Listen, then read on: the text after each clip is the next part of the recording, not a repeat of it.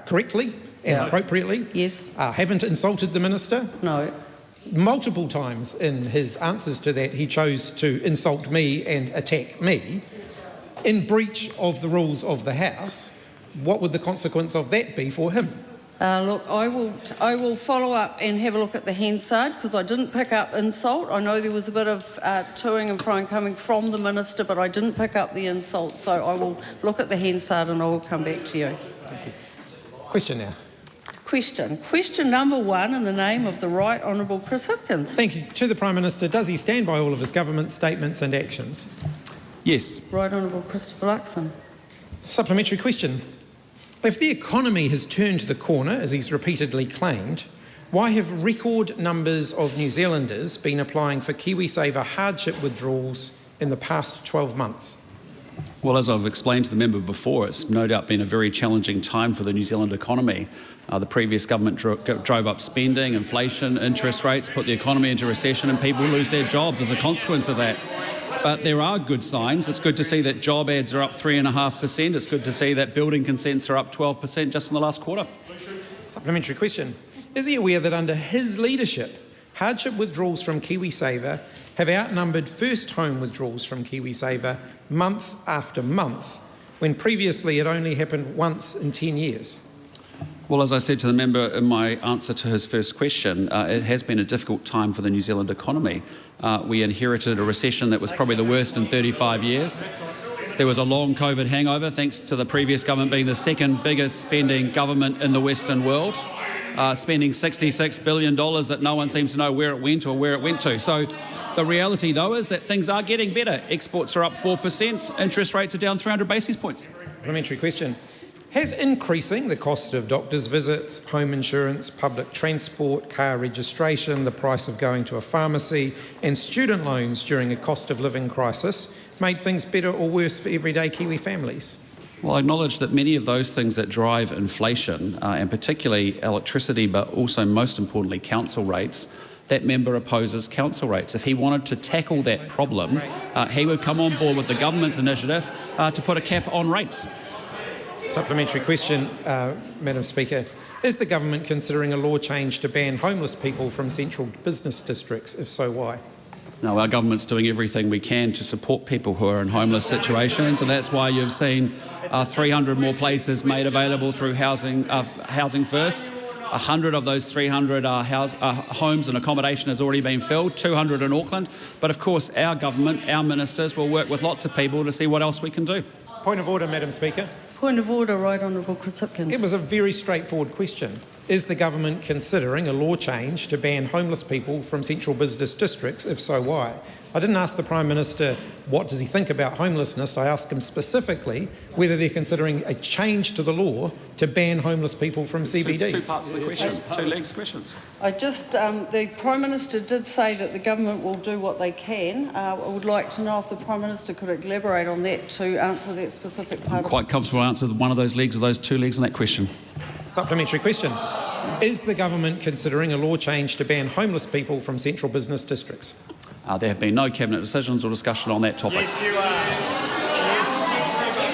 are. Supplementary question. Has the cabinet discussed a law change to ban homeless people from central business districts? In answer to the answer I just gave the member for his last question, no.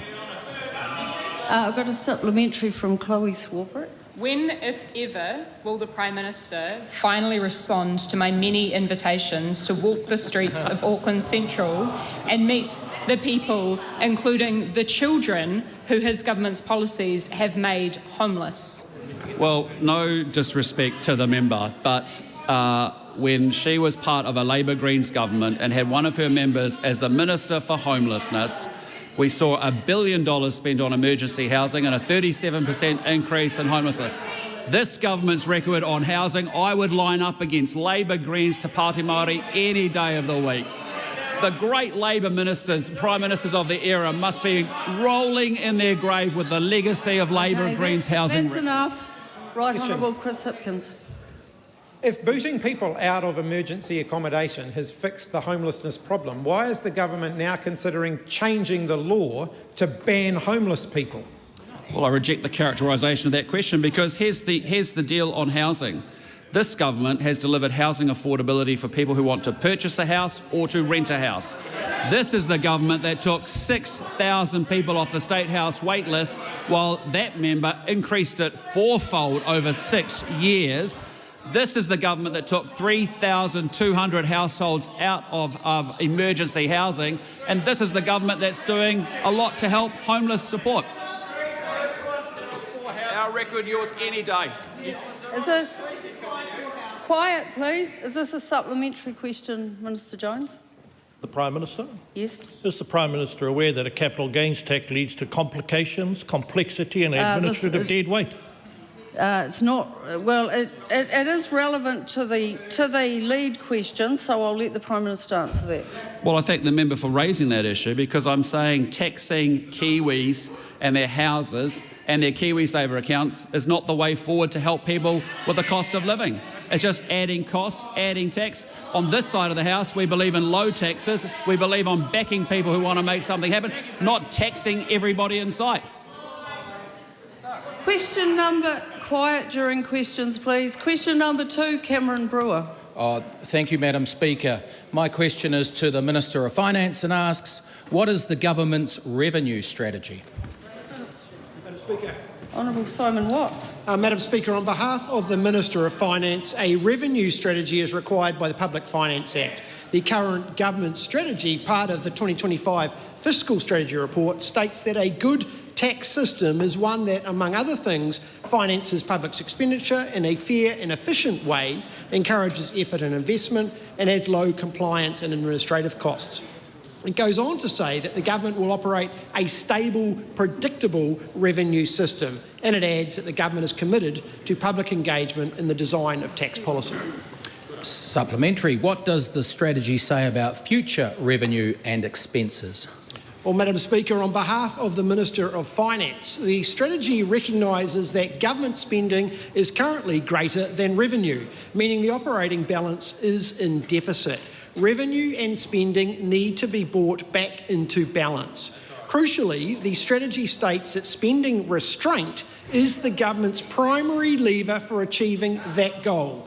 With prudent control of spending, the government does not intend to seek, nor does it need to seek, major additional sources of revenue. I would also note that a tax increase announced alongside spending increases, that it matches dollar for dollar, does absolutely nothing, Madam Speaker, to improve the operating deficit or government debt. Supplementary. What has the government done to encourage effort and investment through the tax system? Well, Madam Speaker, on behalf of the Minister of Finance, in last year's budget the government increased personal income tax thresholds. These have not been adjusted in previous 14 years despite significant wage growth. We also increased the in-work tax credit, which helps low and middle income working families with children, and expanded eligibility for the independent earner tax credit. Working people now in this country get to keep more of the money that they work so hard to earn. That is, Madam Speaker, reward for effort. And it is delivered within tight budget operating allowances. An estimated 727,000 households benefited by at least $75 a fortnight, and members opposite voted against it. Supplementary. Quiet during questions, please. Supplementary. What else has the government done to encourage effort and investment through the tax system?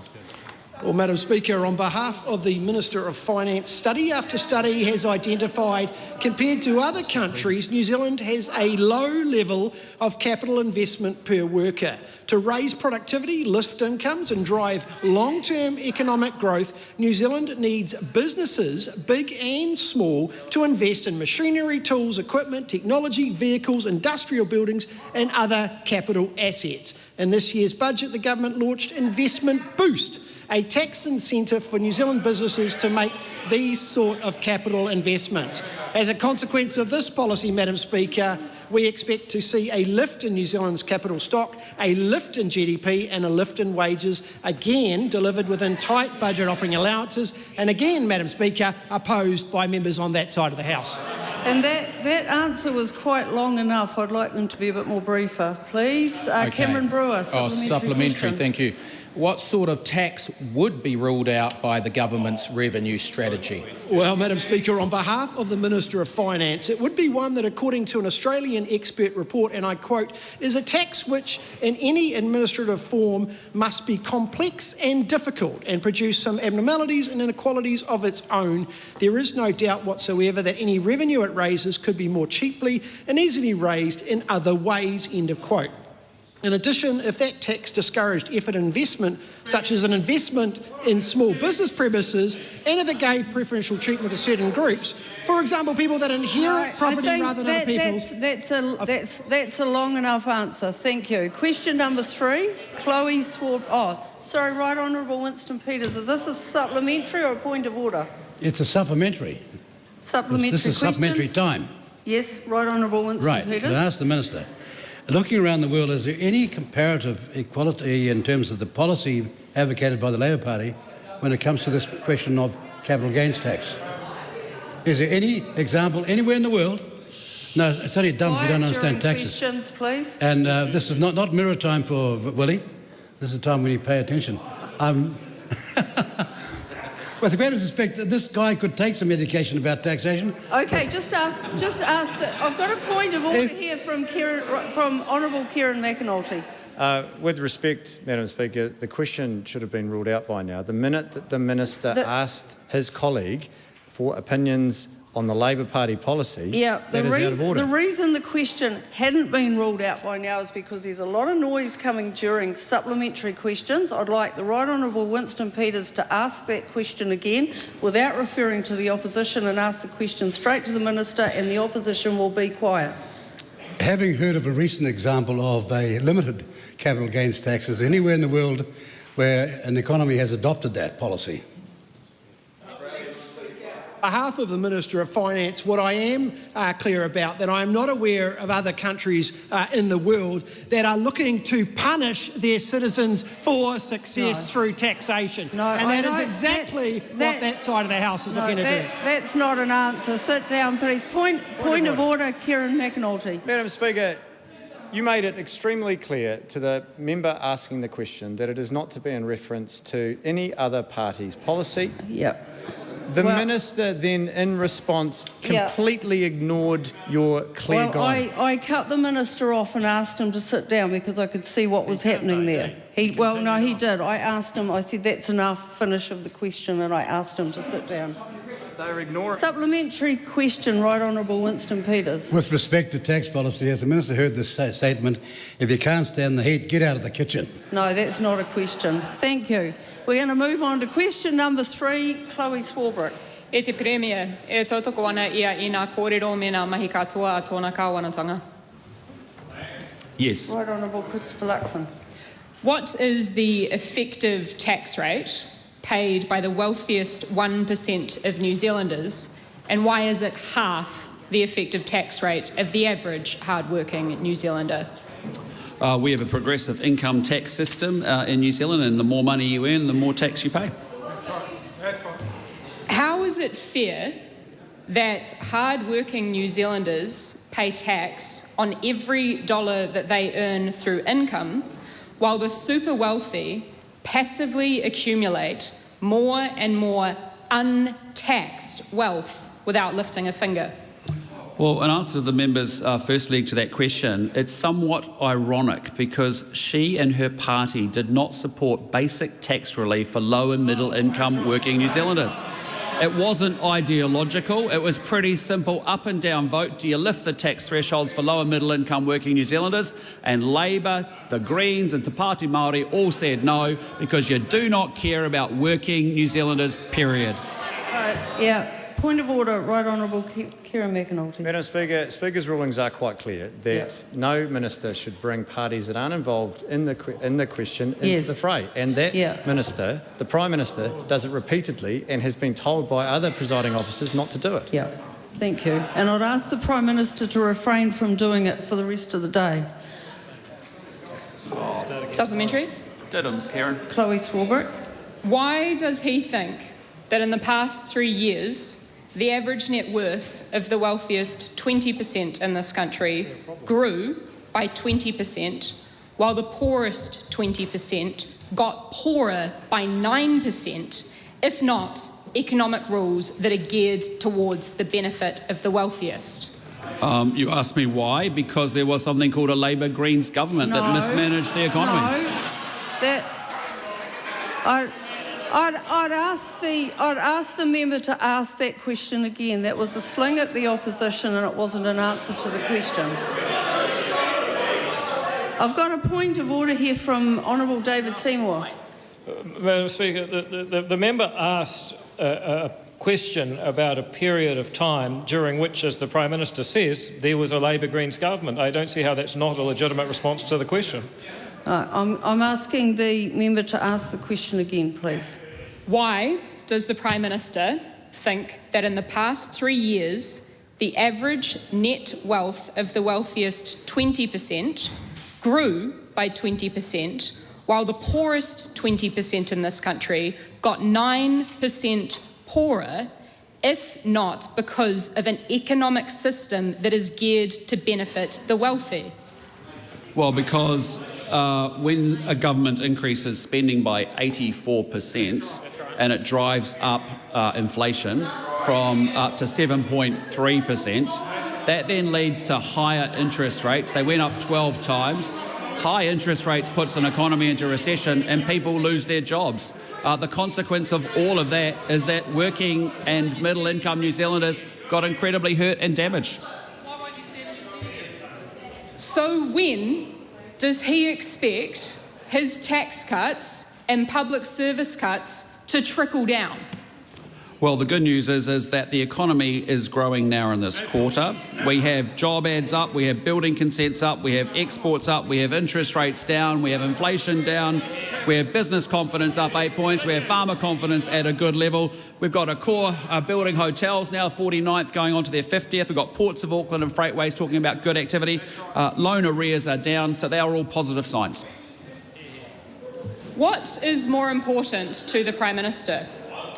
Allowing the wealthiest to amass hundreds of millions in untaxed wealth, or properly funding our hospitals, our schools, our emergency services and our infrastructure? Well, I'm actually very proud that this is a government that realised about $40 billion of back office inefficiency, deployed it to the front line, including almost $17 billion in healthcare in our first budget, and a no further increase of 6 to 7% in our second budget. Well done. Honourable Shane Jones.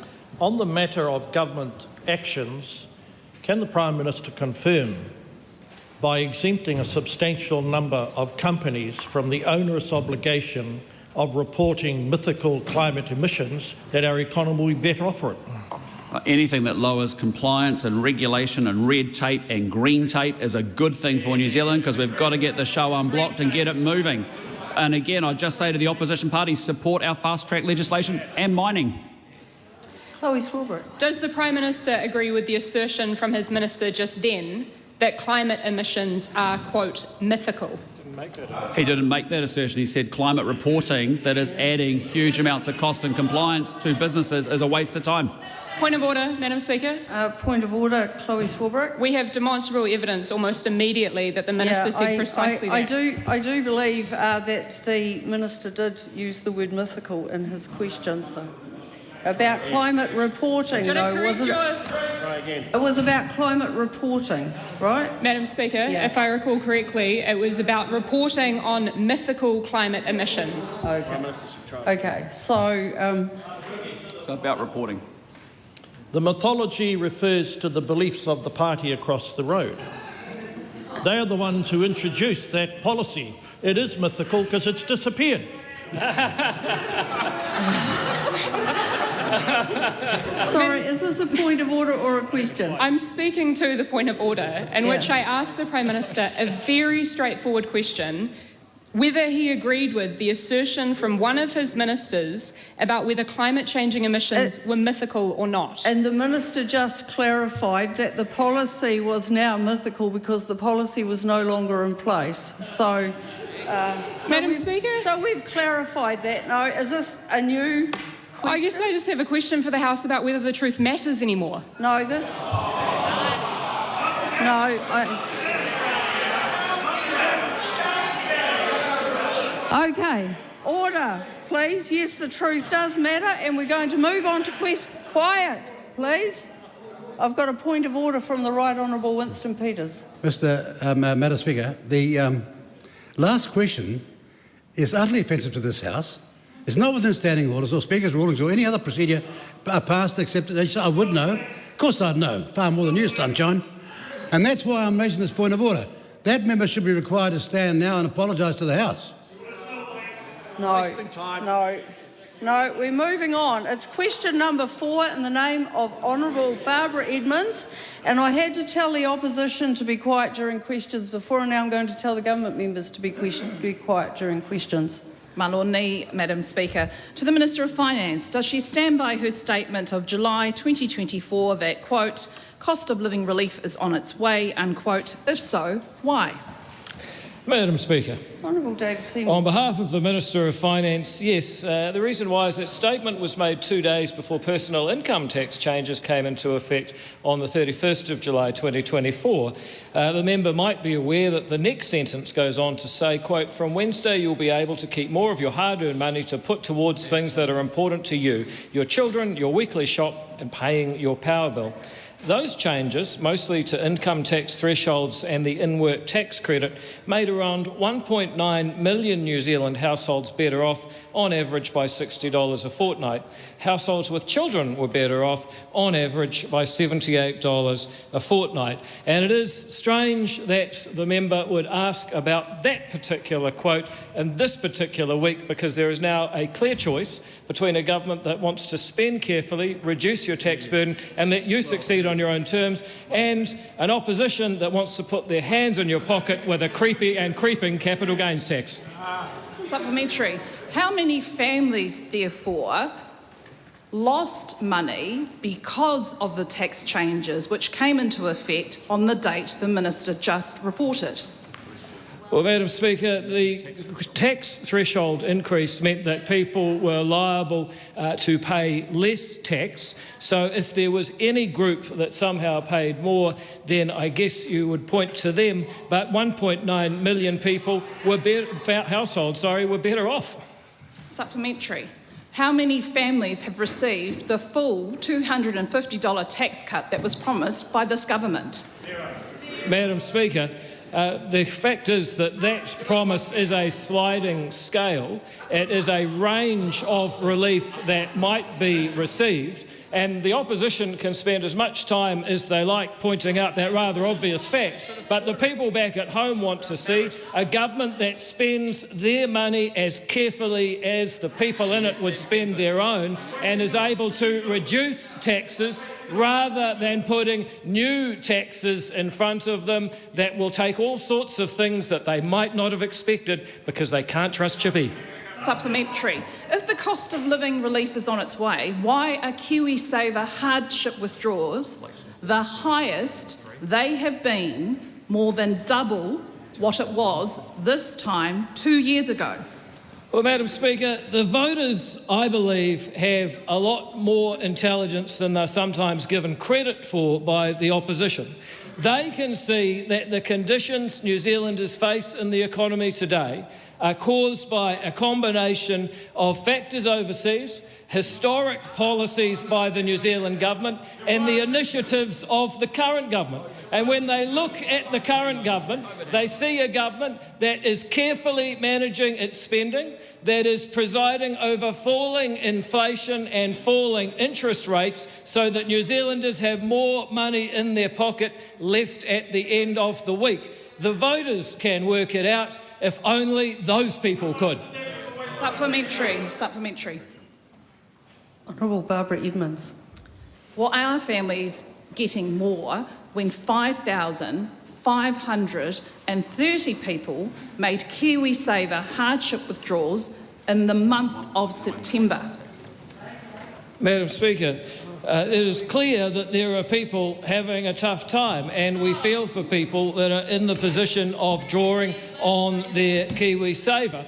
And I just say to Ginny Anderson, who says, do you really? Actually, yes. When a person answers a question in the House... Oh, Madam Speaker, point of order. Point of order. She's just said, I don't think you do. Now, to say that a member is deliberately misleading the House is a breach of order. And that was an interjection going both ways. So well, no, I'm sorry, Madam Speaker.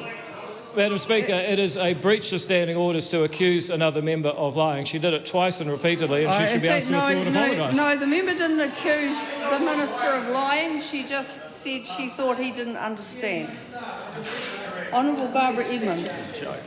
Who else is there to blame for her economic mismanagement, given her government has blamed Labor, power companies, Fonterra, insurance companies, supermarkets, US tariffs, merchants of misery, teenagers, John Key, teachers, firefighters, doctors, nurses, local councils and unions? Well, Madam Speaker, there was a man once called Christian Cullen, and he was known for being fast on his feet. Barbara Edmonds is the opposite of Christian Cullen. She stomps through question time with her lead shoes, reading out the questions that had been written down before, not changing tack when anything else changes in question time. As I said in a previous answer, the voters have a lot more intelligence and perspective than they're given credit for by the opposition. They can appreciate that a combination of historic government policy, of events that have occurred overseas, and the current government's actions influence the conditions they face. And the current government's actions are to spend money carefully, to take pressure off inflation, to see interest rates coming down, to cut red tape and improve the prospects of New Zealanders. They can see that this government is fixing what matters for them. These guys are out of touch.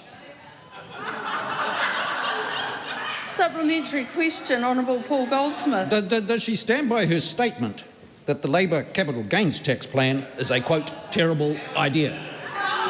Madam Speaker. That's not related to the original question. Thank you. Question number 5. Quiet, please. Quiet. Question number 5, Cameron Luxton. Thank you, Madam Speaker. To the Minister for Biosecurity, what recent announcements has he made about strengthening the biosecurity system? Honourable Andrew Hoggard.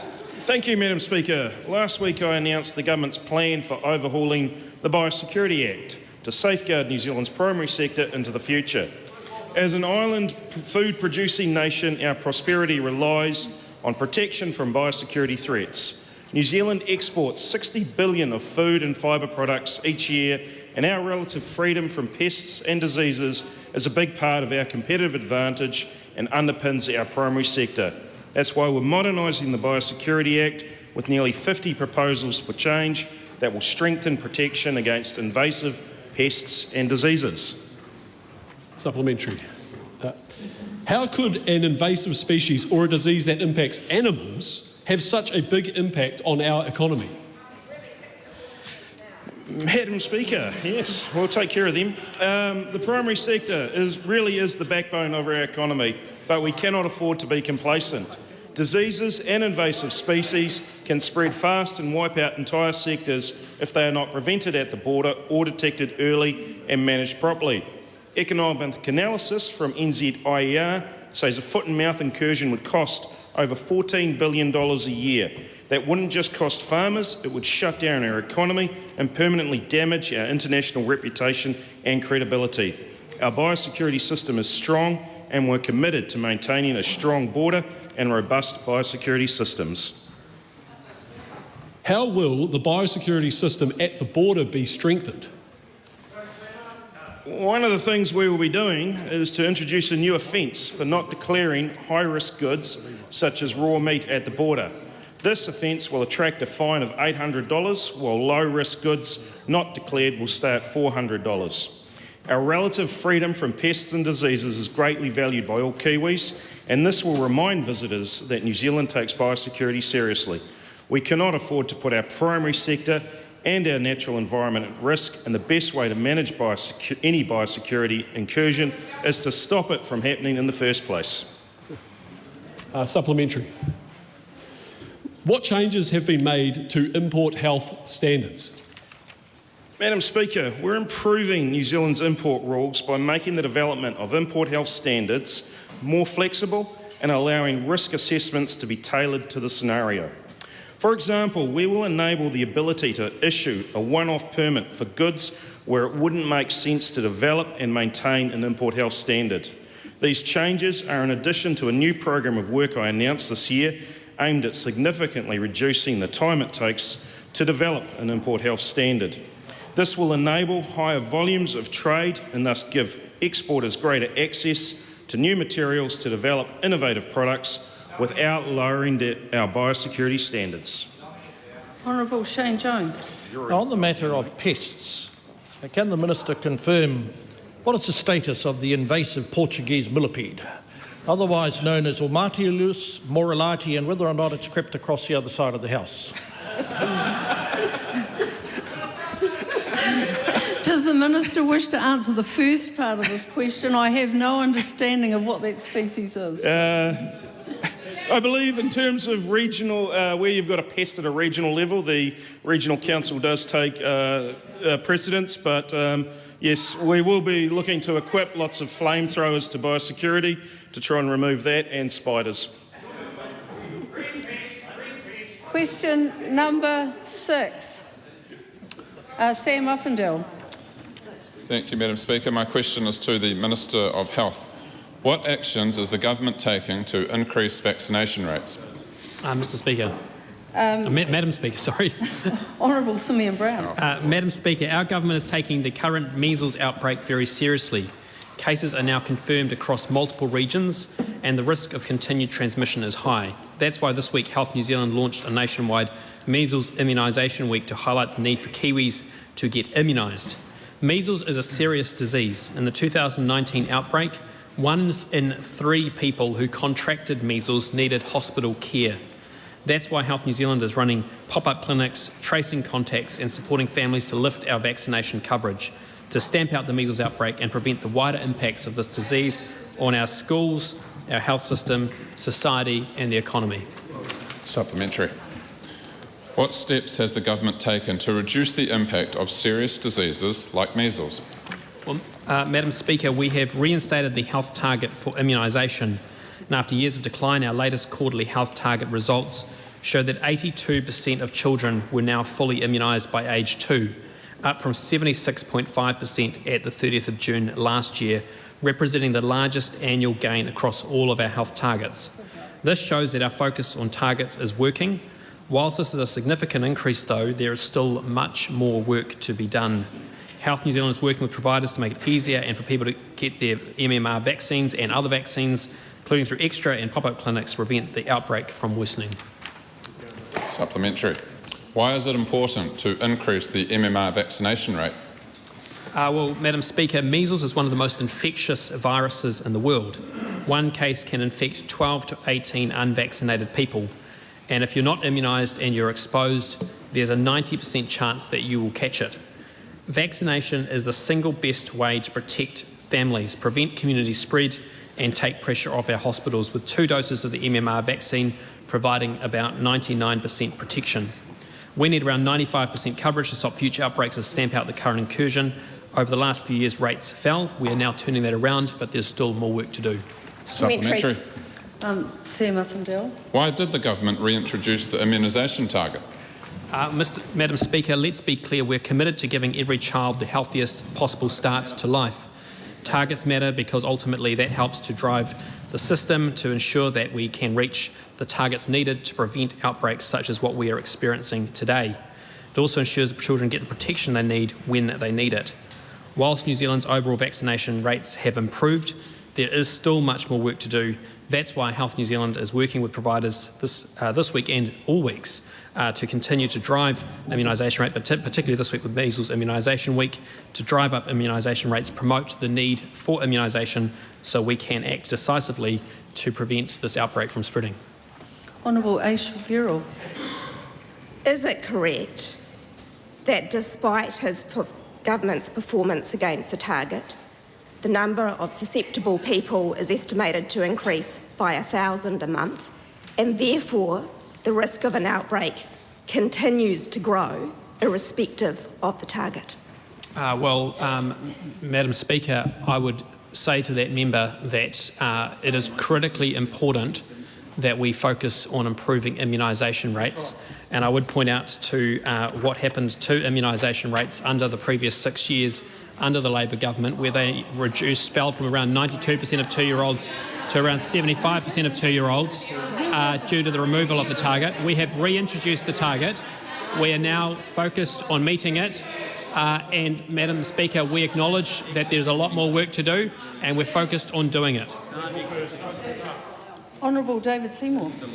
What approach is the government taking to school attendance in the course of this outbreak, particularly during NCEA exams, and what advice has the Director-General issued to schools in relation to attendance and the outbreak?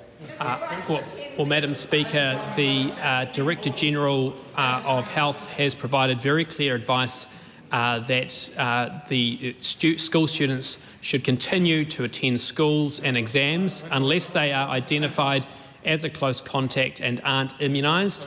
It's about making sure that we continue to get our children the education that they need. Ultimately, though, the very clear message is that whether it's teachers or students, immunisation is the best protection against measles, and we're encouraging everyone to take up that opportunity to get immunised. And the latest data which I've just received shows that there was around 2,500 measles immunisations delivered yesterday, the highest number since 2019. Question number 7, Chloe Swarbrick. E te Premier, e tōtoko ana ia i ngā kōrero me ngā mahi katoa a tōna kāwanatanga. Right Honourable Prime Minister. Yes. Does the Prime Minister stand by his answer to the Greens in Question Time December 2023 when he said, and I quote, "We're not weakening our actions on climate change, we're just going about it in a different way," end quote, when his government has just announced weakening our methane targets by halving them? Well, I think we've been very clear about our position on methane targets. We have the best farmers in the world. We have the most carbon-efficient farmers in the world. The madness of the previous administration of sending production offshore to less carbon and productive efficient countries makes global greenhouse gas emissions worse. We want to maintain our delivery of our commitments that we have. Quiet during questions, please. Does the Prime Minister understand that government policy which increases climate changing emissions will ultimately increase New Zealanders' cost of living?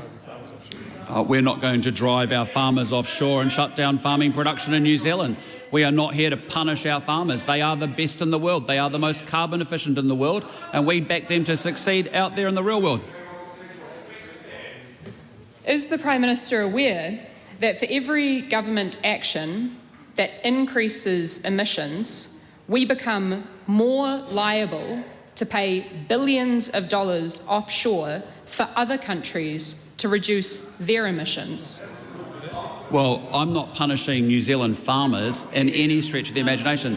These are the farmers that get up early each and every day. This is the farming sector that's pulling New Zealand out of the recession that the Labor Greens government created. We are backing our farmers. We are not punishing our farmers. They do an outstanding job, and we've got the right policy to help them. Point of order. Point of order, Chloe Swarbrick. The question was specifically about our constructive liabilities under the Paris Agreement, which the Prime Minister should understand, and the fact that if we are not reducing our climate changing emissions domestically, then we have liability to pay other countries to do that. He did not even address the question. Does the Prime Minister want to expand, please, on the liability part of that question? This is a government that is doing everything it can to meet its climate obligations, including Net Zero 2050. And based off our latest emissions plan reductions plans, there's a possibility we may even do it earlier. Question number 8, Honourable Dr. Aisha. Oh, sorry, there's a supplementary. Yeah. It's a supplementary, right, Honourable Winston Peters. Prime Minister, when you were answering that question, were you giving the answer to the Maori version or the English translation version, given that the latter is not an accurate translation of the former? Well, can I just be unambiguous in either te reo or English that we are backing farmers, our policy is the right one. We're going to make sure that we deliver on our commitments, but importantly, we are powering up this economy and we are all about economic growth. Yeah. I actually think that wasn't an actual question. The translation is not the Prime Minister's responsibility. It's part of the question. Supplementary question. This is supplementary to question 7. Honourable Shane Jones. Question to the Prime Minister. Is he aware that one of the most wealthiest men in New Zealand has abandoned the hyperbole and hysteria of climate change in the form of Bill Gates? Well, what I'm aware of is that if you want to back climate change, you would support fast-track legislation. You'd support mining for critical earth minerals. You would support ending the oil and gas ban because actually that's what's needed in this country. Point of order, Right Honourable Winston Peters. Mr. Speaker, Madam Speaker, the translation may be not the Prime Minister's role or responsibility, but I asked the question as to what he was answering, the Maori version or the English version. And you thought you'd dismiss it by saying, but we all know that it's not his responsibility. So let's have this question. Why aren't you fulfilling your responsibility and your staff getting it right in the first place? I'm not accepting that point of order. This is a translated question which has been on notice for today, and it's on the translation various other days. The Prime Minister is well aware of what the question means, and I'm moving on to question 8. Honourable Dr. Aisha Verrall. Thank you, Madam Speaker. My question is to the Minister of Health. Does he stand by his statement that we all want New Zealanders to be able to see a GP when they need one? If so, is it acceptable that almost 1 in 6 New Zealanders cannot afford to go to the doctor? Honourable Simeon Brown. Madam Speaker, in the context it was made, yes, our government is committed to ensuring all New Zealanders can access the care they need when they need it. To do this, we've delivered the biggest ever funding boost for GPs, $175 million this year alone, an allowable fee increase of just 3%, keeping costs stable and predictable. We know the biggest barrier for patients today is actually getting an appointment. In 2023-2024, 25.7% of adults couldn't see a GP due to wait times, up from 11.6% in 21-22. That is why we are focused on affordability and accessibility. We're extending prescriptions to 12 months. We're saving patients up to $105 a year in GP fees, strengthening the primary care workforce, launched a 24/7 online GP care service for times when patients can't see their regular GP, and we continue to target support through subsidised GP visits for community services card holders and the very low-cost access scheme. All of this is about putting patients first, making sure every Kiwi can get to see a doctor when they need to. Supplementary. Will he help the tradie who said to me, I don't go to the doctors because I can't afford to. I earn $24 an hour. Or is he not bothered by the fact that cost is preventing working people from seeing the doctor? Well, as the member will be aware, there is the community service card holder card scheme, which means that those people earning that amount of money are able to pay a maximum of $20 co-payment. And ultimately, what that member's policy is to put a capital gains tax on property, on commercial buildings, on Kiwi savers, so that people earning high incomes can go to the doctor for free. Does he recognise that the cost of doctors' visits is harming patients? Like the woman who wrote to me that she self-treated her joint problem with anti-inflammatories because she couldn't afford a $60 visit and ended up with hearing loss. Well, Madam Speaker, what I'd say to that member is that the increased number of New Zealanders who could not access a GP appointment because they couldn't get one went from 11% under her watch to 25%. And the other point that she fails to actually mention is that the cost of GP fees went up by 30% under Labor. We are focused on increasing accessibility and affordability, such as our policy of extending prescriptions, saving people with long-term conditions, $105. I have not heard from the Labor Party whether they actually support that policy. Is it fair that under his government, a woman with pneumonia has to choose between her own health and that of her diabetic husband because they can't both afford to go to the doctor? Madam Speaker, as I said earlier, the cost of seeing a GP went up 30% under the Labor Party's watch.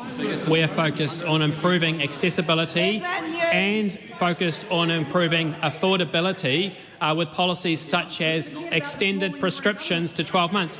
I am yet to hear from the Labor Party as to whether or not they support our policy of extended prescriptions up to 12 months. That would save people up to $105 per year in seeing a GP. I have not heard from the Labor Party whether or not they support that policy. Is the 70-year-old grandmother with asthma, diabetes and high blood pressure who has cancelled her last 3 doctor's appointments because she can't afford it because of the $75 fee, getting the care she needs? Well, Madam Speaker, patients with asthma, such as that grandmother and such as me, require long-term prescriptions, and our policy will mean they won't have to get repeat prescriptions costing $105 per year, and they will be able to get a 12-month prescription. I am yet to hear whether or not the Labor Party supports that policy. Question number 9, Suze Redmayne. Madam Speaker, my question is to the Minister for Tourism and Hospitality. What recent announcements has she made to support tourism in New Zealand? Honourable Louise Upston. Madam Speaker, recently I've made 2 joint announcements that will bring more visitors to New Zealand and boost our economy. Over the weekend, Minister Potaka and I announced $10.8 million of funding to complete 2 sections on the Mountains to Sea Great Ride. These sections are among the last needed to complete the full trail from Mount Ruapehu to the Tasman Sea. Minister Stanford and I also announced that as of yesterday, Chinese visitors are now able to travel visa-free from Australia to New Zealand. Tourism is a key part of our government's plan to grow the economy, and these announcements will help do just that. Carl Bates. How will the cycle trail announcement support the regions? Madam Speaker, we know the benefits a thriving tourism and hospitality sector bring to our economy, supporting local regions and communities. Ready-to-go projects like the cycle trails will bring more visitors to the Ruapehu region, entice them to stay longer and to boost the central North Island economy. Overseas tourists coming to New Zealand remain a key driver of regional growth, and we want them to experience our great rides. Our government is fully committed to supporting the regions to thrive, including getting more visitors to every corner of New Zealand. Suze Redmayne. Why are Chinese visitors important to New Zealand's tourism market? Madam Speaker, China is New Zealand's largest trading partner and our 3rd largest source of international visitors. In the last year alone, we welcomed almost 250,000 Chinese visitors to our land. We also know that over 60 million Chinese travellers are actively considering a visit to New Zealand, and China will play a pivotal role in doubling New Zealand's exports over the next 10 years. We're committed to welcoming more Chinese visitors to New Zealand and strengthening the ties between our 2 countries. Supplementary. How will more international visitors support economic growth? Madam Speaker, by investing in tourism, we are creating opportunities for growth as tourism supports 1 in 10 jobs in New Zealand and contributes $44 billion to our economy. Every time a tourist comes to New Zealand and spends money in a local shop, buys food in a local restaurant or cafe and stays in our accommodation, it's good for jobs, it's great for growth, and it's great for the incomes of New Zealanders. Our message is clear: New Zealand is open for business and we welcome visitors anytime, anywhere, from any place. Great, Minister. Question number 10, Honourable Ginny Anderson. Tēnā koe, Madam Speaker. My question is to the Minister of Social Development and Employment. For Social Development. Sorry, Minister for Social Development and Employment. Does she agree with the Prime Minister's statement regarding employment? Quote, they do have jobs. Often what happens is the people will take a job, they don't stick with it for longer than a couple of days, they don't show up on time, end quote. If not, why not? Honourable Louise Upston. Madam Speaker, yes, I do agree with the Prime Minister's comments that he made about young people. We know young people may need more support and training to be job ready. We have already made the welfare system more active, brought back rights and responsibilities with the traffic light system to help people stay on track. We are encouraging New Zealanders to be ready for work while also backing employers who need committed staff to grow their businesses and our economy. Would the people of Tokoroa have more jobs right now if they had followed the Prime Minister's advice and stuck with a job longer than a couple of days and showed up on time? Madam Speaker, on behalf of the people of Tokoroa, I find that member's comments offensive. And I know the local MP has spent time with them on Friday, supporting the community with job opportunities, with recruitment agencies, with on-the-ground support from MSD, community organisations, and I find that member's comments offensive. I've got a point of order from Kieran McAnulty, and we may be thinking the same thing, but maybe Madam Speaker, if a member finds a comment offensive, then the person who made it should be made to withdraw or apologise. In this instance, the person who made those comments is the Prime Minister. He should be made to withdraw and apologise. Speaking to the point of order. Yeah, speaking to the point of order, I think the member was referring to I was, and speaking to the point of order, that member is speaking about a quote that has nothing to do with Tokoroa, and he might want to check his facts before raising it. I'm going to say that I did not find the member's statement or question offensive to the people of Tokoroa. I took it more that there have been some job losses over there, and the member may wish to clarify that because it didn't sound offensive to me. Speaking to the point of order, the comment was made about young people. There are young people in Tokoroa who no longer have employment, and I was wanting to know whether that related to them or not. Thank you. You can ask the next question. Does she agree with the local people of Tokoroa who said that cutting their trade training capabilities right after so many job losses is just another kick in the guts? If not, why? Madam Speaker, I would really encourage the member to get her facts straight.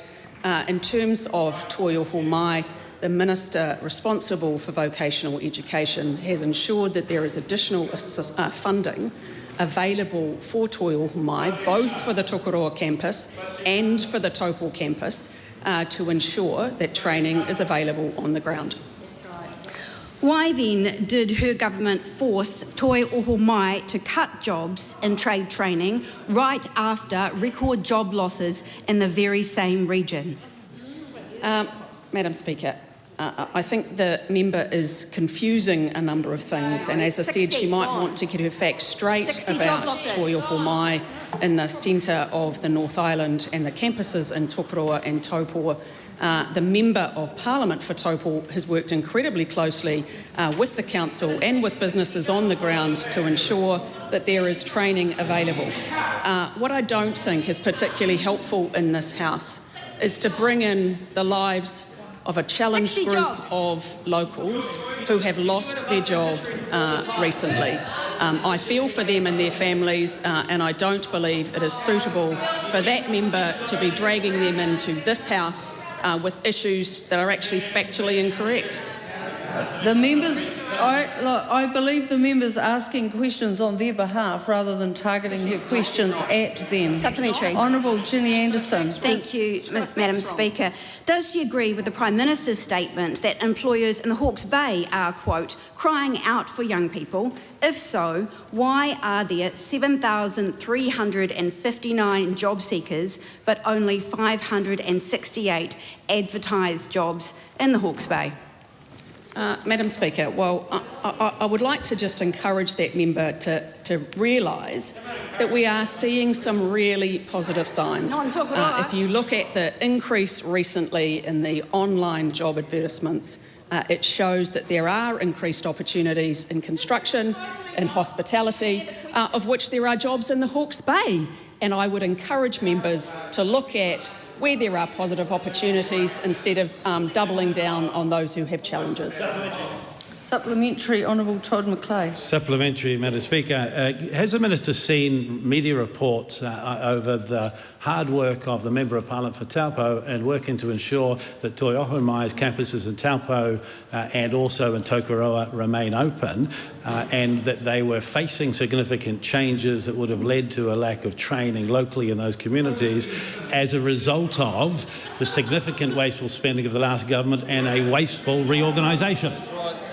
Yes, Madam Speaker, I have seen reports of the work that the local Member of Parliament has been doing on the ground with stakeholders, with the council, with Toi Ohomai, with the unions, with the community organisations, with other training providers and other polytechs to ensure that training is available. And that's a long enough answer. Honourable Ginny Anderson. Madam Speaker. Point of order, Raruri Waititi. Was she answering that question with the Pākehā translation, Taupo, or from the Māori translation, Taupo? She was saying it in her form of pronunciation. Honourable Ginny Anderson. Supplementary. How can she agree with the Prime Minister and say that there are jobs available when 600 people applied for one casual job at Mini Park Golf in this region? Madam Speaker, as I said, there is positive annual growth, AB. It's up 10% for the construction industry, 10.2% for the IT industry, 6.8% for the hospitality industry, and 2.9% for the primary industries. We should be positive. We should be looking forward, as well as the 240,000 jobs that are coming over the next couple of years because of this government's investment in infrastructure and this government's work to unleash businesses by getting rid of red and green tape. Question 10, Paolo Garcia. Madam Speaker, my question is to the Minister... 11, sorry. Question 11. Thank you, Madam Speaker. My question is to the Minister for Trade and Investment. What has the government recently announced about strengthening trade and economic ties with Singapore and Chile? Madam Speaker. Honourable Todd McClay. Just last Friday at APEC in Korea, along with the Prime Minister of Singapore and the President of Chile, we launched negotiations for the Green Economy Partnership Agreement, or GEPA. This will be a high-quality agreement that boosts trade and investment between our countries and will drive economic growth in New Zealand. This agreement will position New Zealand businesses at the forefront of the growing global green economy, which is expected to be valued by $19 trillion by 2040. Beautiful. Supplementary. What are the key pillars of the Green Economy Partnership Agreement? Well, Madam Speaker, the GEPA, as it's called, will cover many innovative areas, including sustainable finance and investment, green goods and services, sustainable agricultural and food systems, and low-emissions fuel alternatives. It aims to bring down barriers, lower costs and reduce tariff rates across the green economy, and once completed will be open to other countries to join. Our shared vision for the GEPA is to support new trade opportunities and efficiencies for businesses, reinforce the rules-based order of international trade and lower trade barriers while achieving climate change action. Supplementary. How does trade and investment support sustainable growth?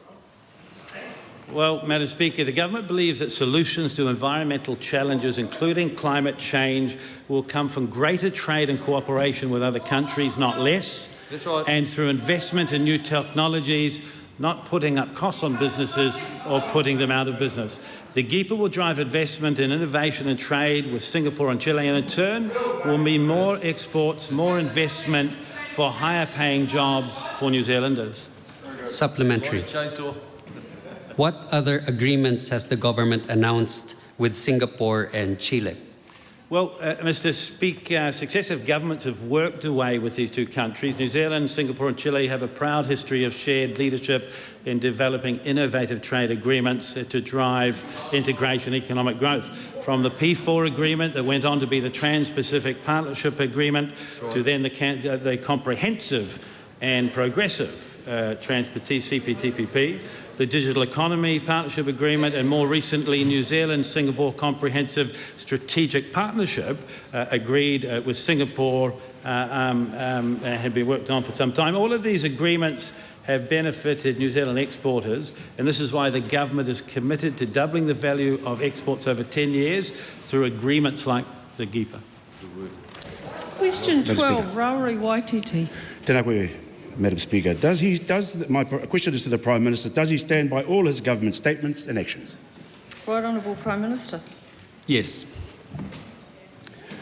Why has his government chosen to punish success by defunding Māori health infrastructure that saved lives and performed better than many state services during the pandemic in regards to vaccination? Because this government is determined to lift health outcomes for Māori, and the way to do that is to focus on lifting immunisation rates for under twos, and I would just love that member to come out and have a policy idea on doing exactly that. We had it. Shut it down. Supplementary. If those vaccination rates are to increase, why have Māori vaccination rates plummeted, and what is his government going to do about it? Well, this government in the very first few weeks partnered with Māori health organisations, I think from memory to the tune of about $50 million. It has achieved really outstanding and excellent results, not just with Māori kids getting immunised, but non-Māori kids as well. Why have the rates plummeted? Does the Prime Minister believe that teaching our children about Te Tiriti is the foundation of a bicultural nation?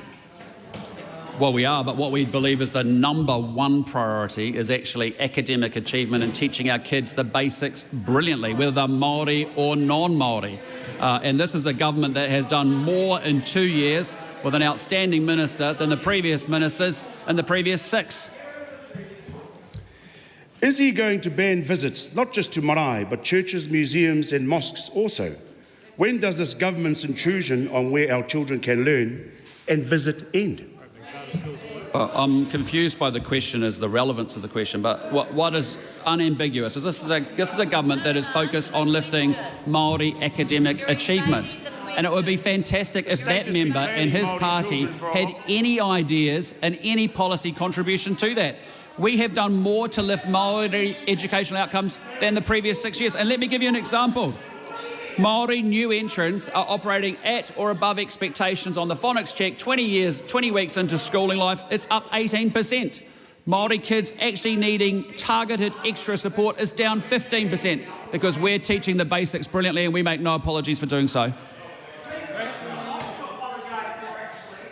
Honourable Shane Jones. On the matter of statements and actions, is the Prime Minister aware that the term wehe wehe kahinga means splits and divisions lead both to doom and a political tomb? The Prime Minister doesn't have any responsibility for that question. Supplementary question, Honourable David Seymour. Is the Prime Minister proud of the government's charter school Kurahorua policy, which has seen schools such as Tirito in the far north, Tipene in South Auckland and soon Te Arotika in Hawke's Bay open to empower Māori to learn on their terms their way? I am, and there's 17 charter schools now in motion, and it's important. iwi leaders that I've spoken to are very supportive of charter schools. Even Willie Jackson's a fan. That concludes oral questions. And in the spirit of the House, I'm going to give people 30 seconds to quietly leave the House without having conversations.